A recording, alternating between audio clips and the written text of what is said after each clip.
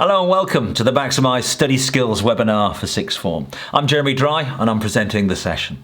Now today we've got two really important topics. Number one, we're looking at time management, which, let's be honest, is absolutely crucial for anybody to be successful in the Sixth Form. You need time management. Number two, we're looking at managing stress, which is also very, very important. A lot of people suffering a lot of stress. But before we touch on those, let me just remind you that down there we have our question box, and if you wish to ask a question, feel free. We will get back to you. There have been some really good questions coming through, so keep them coming in. Now, I just want to recap on what we were talking about in the last webinar. We looked at Benita Norris and how she was chasing her heart, and she became the youngest girl from Britain ever to climb Mount Everest. Even though people were saying, you will never do it, she didn't listen to the detractors. We had the little junior weightlifter there, but his goals were unrealistic. So make your goals realistic. And then we had Bob Bowman, who is Michael Phelps's coach, and we looked at how the two of them worked on visualization, something that sixth formers can do. But you're visualizing the process of how you're going to revise for your A-levels and how you're going to revise for your B-text. And then we got Sir James Dyson, who, when he was inventing his vacuum cleaner, he had 5,126 failed attempts to try and get that right. But he cracked it on the 5,127th attempt. And his words of wisdom were, don't worry about failure, just learn from your mistakes. So back to today's session. We're looking at time management. So what is time? Well, time is probably one of the most precious things that we've actually got, one of our most valuable resources. And it's something that we can't bank and we can't save for the future. So how important really is a millisecond? Well, think back to what we were talking about in the first seminar. We talked about how Tournon lost and got second place to Chris Hoy, the Olympic cyclist, by 1/1000th of a second. But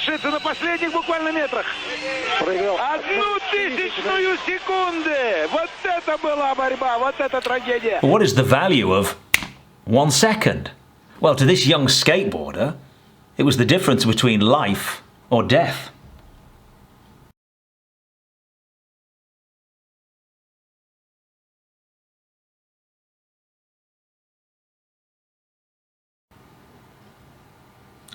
And how important is a minute?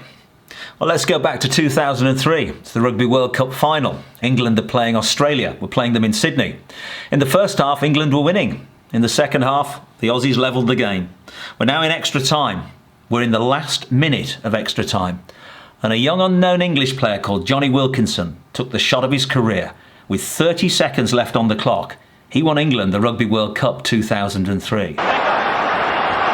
Again, Wilkinson in the place. Johnny Wilkinson, he's done it! It's over at last at the fourth attempt. Now, we all have the same amount of time. We've all got the same 24 hours in a day.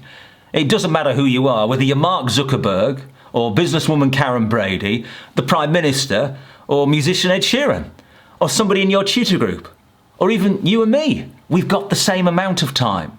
But the difference is how we choose to use it. And the real secret is to make that time count.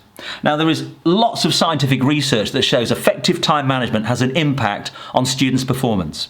And there's two pieces I'd like to quote here. We've got Mackenzie and Gow, this is dating back to 2004. And we've got Krause and Coates, this is 2008. And look what the evidence states. There is clear evidence of the benefits of good time management. It will have a positive impact on students' learning. It will have a positive impact on students' performance. It will also reduce anxiety and minimize stress. We are not saying this is a strategy that is going to make you work harder, because you have heard that all your lives while you've been in education. We are not saying this is a strategy that is going to make you work longer. But what this is, it's a strategy that will put you in control. It's a strategy that will let you manage your life more effectively. It will give you the opportunity of hitting the deadlines, but also using your free time, which is so important. Now, I'd like to illustrate that with Jess Ennis. Jess, going back to when she was your age, she was doing her A-levels. She's doing 3 A-levels and she went to school in Sheffield. And she's talking about, she started running at the age of 11. I am juggling all these different activities, my studies, my friends, my training. It was a real balancing act. But listen to what she has to say here. When you are 16 and 17, you are doing your GCSEs, you are at school, and you've got a lot going on in your life. If you have a structure of what you're doing, then you can kind of structure your homework and everything around it. With my programme, I tick off every day, and it kind of gives me a sense of achievement that I've done that session, I've done that. You know, you go to school all day, and then you come home and grab something to eat, and then back to the track in the evening, and you don't finish till quite late. So I think, for me personally, I just tried to make sure that I had everything kind of structured and organised, planning and stuff. I think it was just important for me to make sure that I kind of got a balance between everything. Now, the secret of good time management is what I'm going to tell you next. You simply plan 1 week ahead. You make it very, very simplistic. And the other thing you do is you carry that with you. You carry your diary, your electronic planner everywhere with you. And as soon as you're given a task, it goes into the diary.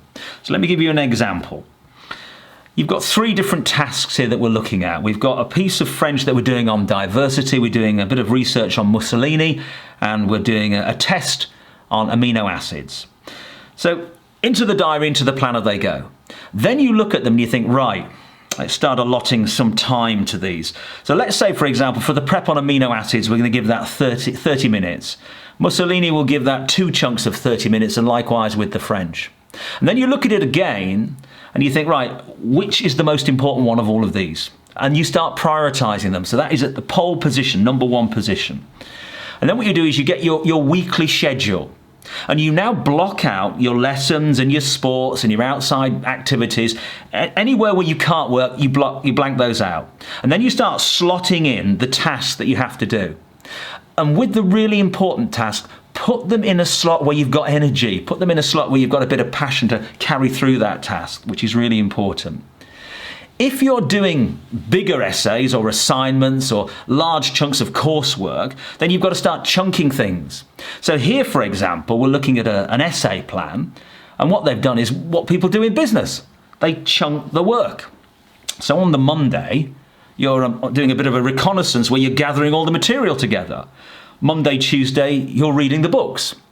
But don't just read the books on the reading list. Read wider than that. Cross-check information with other sources.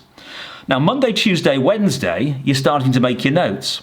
You're doing your plan for your essay on the Wednesday, and then you have your first draft on the Thursday and finish that off on the Friday. But you might not be happy with that. So you start doing a second draft. You might even do a third draft or more. Push yourself to get the possible highest standards that you can possibly get. But suddenly you see in a couple of weeks' time, I've got some activities coming up on the horizon. I'm going camping, or I've got sport, or it's a friend's party. So you think, right, I've got to move some of those tasks from that week, and I'll bring them a little bit nearer to alleviate my pressure in the week that I want to actually go out and have a social life, which is really important. Now, there will be problems, because there are no easy A-levels. None of this is easy. Nobody gets an easy ride. But there are solutions, and you've got to dig around for solutions. And if you're struggling, then go and ask for help. You've got all the tutors and the staff there to help you. Ask for help. Get a bit of guidance, which is really important.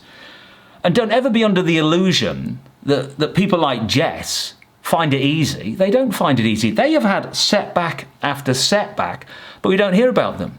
For example, here, she's in a race meeting in Austria. Now, this is taking place 75 days before she was due to run in the Beijing Olympic Games. And they're just putting her in a meeting just to warm her up for the big Olympic Games. She has been running since she was 11 years old. This is her first Olympics, the biggest event in her life.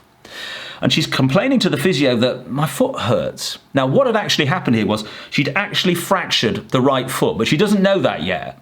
And she's really concerned, and she's saying to her coaches, I am going to run in China, aren't I? I am going to represent Great Britain in the Olympics. And the coaches are going, of course you are, of course you are. But the reality of this was she didn't. And she had to go back to ground zero. And now look what she's doing. She's actually launching, not on the right leg, she's launching here on the long jump on the left leg. because her and her coaches knew that the right leg had a fracture in. That was the leg she uses for her launch leg for the hurdles and the high jump. It won't have the power in it anymore. So we have to re-educate the whole way that you're thinking. And she found that so stressful that she actually sat on her mother's sofa and she cried for a week as she saw somebody else win a medal in the Beijing Olympics that she knew she could have won. But she didn't give in. She faced the problems and she pushed on. And then 1 year before she runs in the London Olympics, look at the date here, 2011, she's beaten in the World Championships by the Russian. And the Russian athlete here knows exactly what she's doing. She's posing to every sports newspaper saying, I'm number one in the world now. Not Team B's Jess Ennis, I am number one in the world. But what did Jess do? She took that photograph, she stuck it on her mirror, and she used it as a motivation to think, you're not going to put me in that position again. I'm going to go out training today. I'm going to put the extra effort in because I'm not going to have you do that to me. And then when the big moment came in her life, even with all the setbacks that she had, here she is winning the heptathlon. And then the rest is history, because in 2012, she won a gold medal. And that is the power of positive thought. And that's the power of the people saying, let's break the wall down, let's go under it, let's go over it. Now, quality study time is so important. People sometimes make the mistake going, I'm doing a lot of study. But yeah, you are, but it's not quality study. So it's the preparation you put in that's so important. Have you got the reading material? Are you talking to the tutors? Have you got your notes to hand? That's so important. It's the environment that you're studying. A lot of people share bedrooms. Well, you can't study if there's somebody there on an Xbox. You can't study if you're at the kitchen bar and you've got little ones making lots of noise. You've got to find somewhere quiet. Your nana's house or the school library, a public library. Find somewhere where you can actually study. And stick to the times. If we go back to the amino acid, we allowed ourselves 30 minutes. So I'm going to stick to that time frame, which is really, really crucial. Now, I really like this. Some people find it a little bit twee, but I think it's got real benefits. This is an American girl. She's doing medicine. And she's filmed herself on her phone in her apartment studying for her degree. And she has got 5 million views on YouTube. Because what happens is this. You're studying, it's 9 o'clock at night, you've had a tough time, and the last thing you want to do is 2 or 3 hours of your A-levels. But you've got a virtual study buddy here, because you go to her website, you put your mobile phone there, she's doing a session for 40 minutes, so you think, I'll do a session for 40 minutes. When you start losing focus, you have a little glance across, and there she is, still studying for her degree, and it keeps your motivation levels high.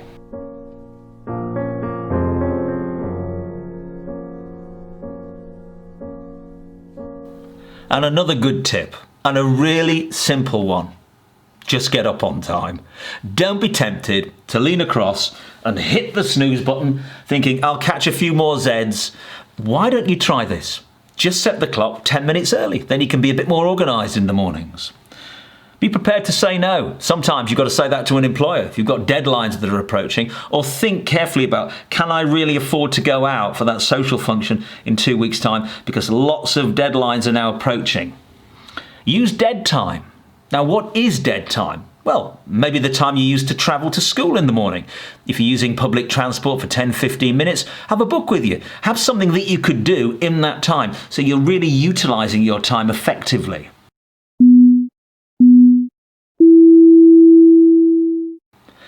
Now, if you're finding it hard to get started, then you could try Pomodoro.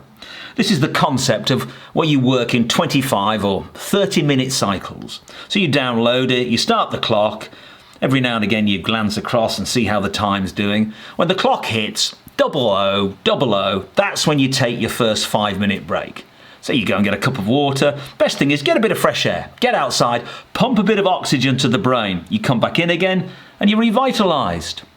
Also, social media is a massive distraction, but there are so many great blockers that you can use. App blocker is popular. Freedom is very popular. A lot of people talk to me about that. I happened to be in a school in London and I met this year 12 girl, and she was telling me how Forest really helped her with her year 11 exams, and she was saying it's really helping her with her A-level studies. Listen to what she has to say. So during my GCSE revision period, I use this app called Forest. What it does is it locks your phone away for however long you like. Depending on how long you don't use your phone, you plant a tree, you get coins, and you can buy more trees. You can see my forest, like I built that up during my GCSE period. It's really good for just putting it in the corner so that you're not tempted to use it while you can get in some good revision. So now we come to that dreaded word, procrastination. The art of putting things off. We've all been there. Oh, I'll do it later. I'm not doing it now, I'll do it later. But the reality is, you've got to take action. Why do we procrastinate? Well, there's a number of reasons why we procrastinate. One is because we're afraid of the outcome. We're not quite sure how it's going to turn out. And if that's you, then go and ask for some help. Put your hand up and ask for a bit of guidance. You've got to take that first step. You've got to move it forward. That's really important. Another reason why we procrastinate is we want everything to be perfect. It's got to be absolutely tip-top. And life's not like that. And you will improve by just practicing. So just start and move things forward. Time now for a change of tack. I'm going to ask you a couple of questions in a student poll. Just answer honestly. Here's question 1. Do you read a quality paper? Either online or a traditional paper? Yes or no?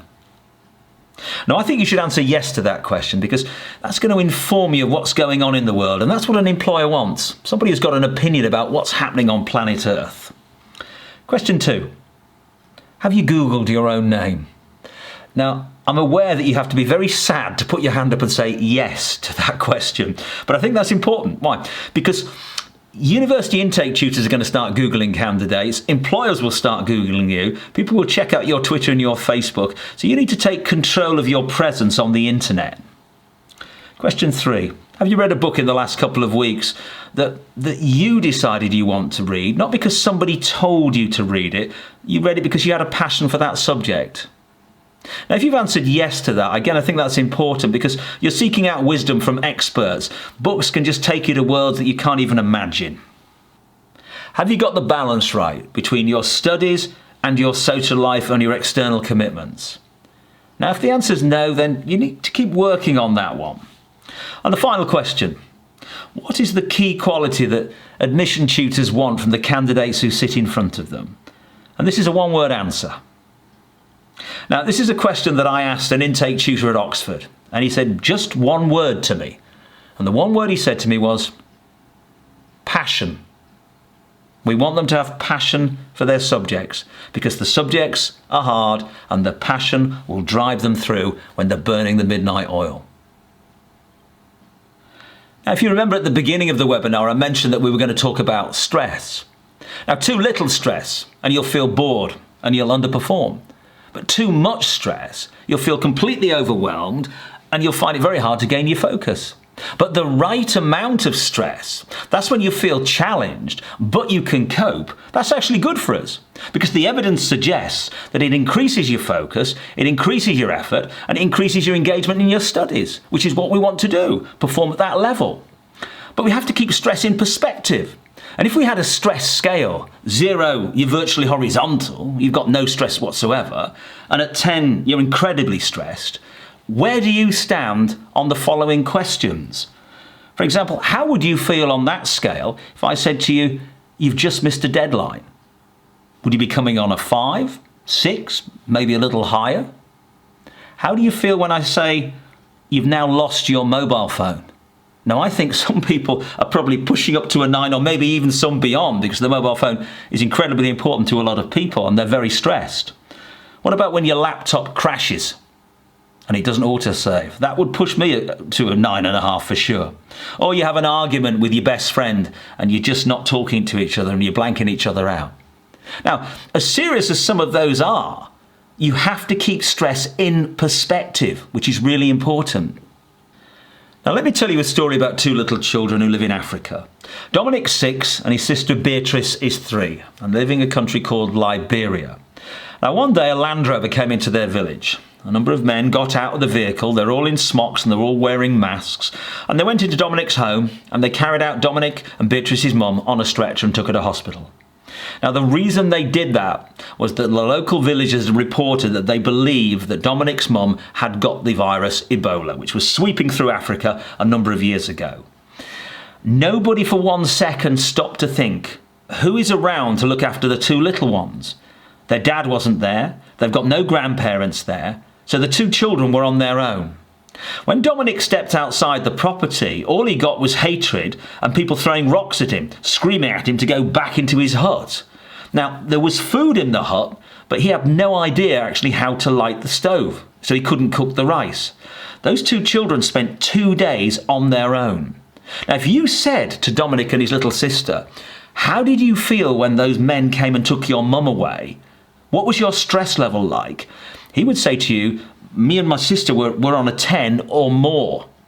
Now, luckily, there was an aid worker who came to the village and she realised that the children were on her own, so she actually took care of them and then found family to look after them. But my story here is about we've got to get things in perspective. You know, when we lose our mobile phone, we can't say we're on an 8 or a 9 or a 9.5, because in the real world, every single day, people are suffering. I just want to take a second to address anybody who's going through a tough time at the moment. You will come out the other side, you will heal, and you will become a stronger person. I know you probably feel at the moment that you won't, and everything's going through your mind and there's a lot of confusion going on, but it'll take time, but you will. But don't be afraid of asking for help. A few months ago, I met two ex-soldiers when I was down in Cornwall, and they were about 6'6". And I said to them, what are you guys talking about after my session? And they said, we're talking about stress. And I looked at these guys, big beards, and I said, what do you know about stress? And this chap said, I very nearly took my own life. He said, I had a breakdown. I said, what's your advice to younger people? He said, don't be afraid of asking for help. Reach out. Somebody's already been through it. There is no shame whatsoever in asking for help. That's really, really important. Now, to manage stress in our normal lives, just be a little bit more organised. We tend to sometimes run around like headless chickens. That's when our stress levels increase. Taking exercise, really, really important. Whether you're playing basketball or your football or your netball or lacrosse, it's fantastic. Just getting out, going for a walk is brilliant. Getting a bit of fresh air to the brain is brilliant. Talking to another human being, trying to get the worry off your mind is fantastic. A hot bath, the last thing before you go to bed, relaxes every muscle in the body.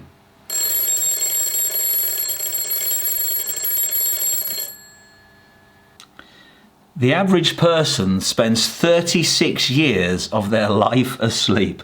So that means if you get to the age of 80, you will have slept for 32 years of your life. Sleep is so important. Good quality sleep is so important. Good quality sleep improves our moods, it helps our focus, it helps our productivity. But what you've got to do is you've got to think, right, I've got to switch off the laptop, I've got to switch off my mobile phone, I've got to come off the gaming Xbox. I'll give myself 50 minutes wind down to let my brain just come down.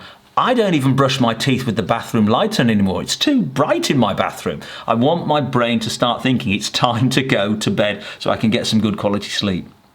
Make sure you activate the blue light filters on your phones. All the decent mobile phones nowadays have got blue light filters.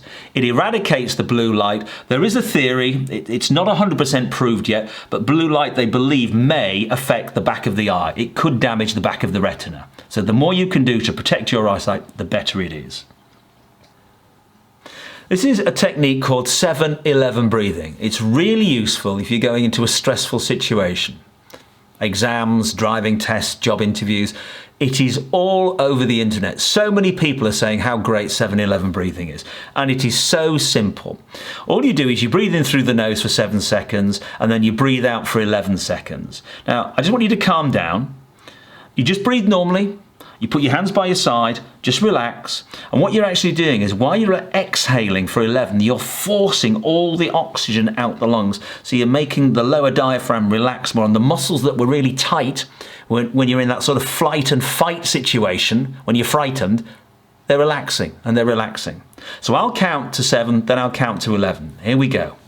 1, 2, 3, 4, 5, 6, 7. Breathe out. 1, 2, 3, 4, 5, 6, 7, 8, 9, 10, 7-11. Now, you might say, I don't really feel any effect. The reason you might say that is because you have to do this 6 times. So each time you do it, the body relaxes more and more and more. But my advice to you is Google it for yourself and see how many people are talking about the virtues of 7-11 breathing. Well, that is very nearly it for today's webinar. Just a chance for a quick recap on some of the areas that we've been talking about. Now remember, good time management puts you in control. And the secret? Just plan 1 week ahead. And then we looked at Jess Ennis and how she and her coach dealt with setbacks. We're all going to have setbacks in life. Just search for the solutions. They're out there, and go over that wall, under that wall, just break through the wall. Don't be the person who procrastinates, the person who puts it off till tomorrow. Take action today. Take action now. Otherwise, you'll never take action. And then remember little Dominic and his sister Beatrice and the stress that they were under. And it gives us an opportunity to really clarify and put stress in perspective. Now, I want to finish off with a story that is amazing. It's about a guy who's from Australia called Nick Vujicic. He was born with no arms and no legs. He's had incredible problems in his life, but he's such an inspirational character. Just watch this short video. I wasn't ready.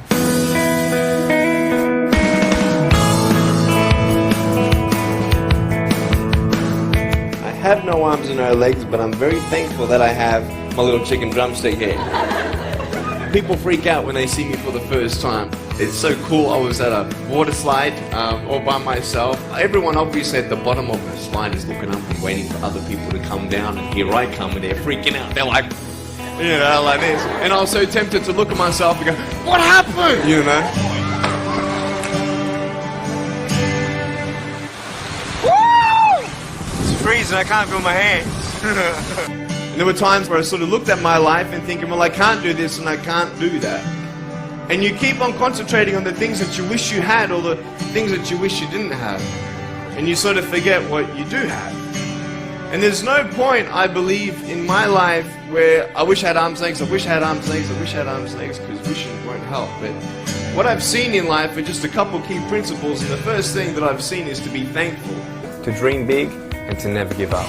I speak to children, youth, and adults about key issues and principles that I've applied in my life that has given me the strength to conquer all that comes before me.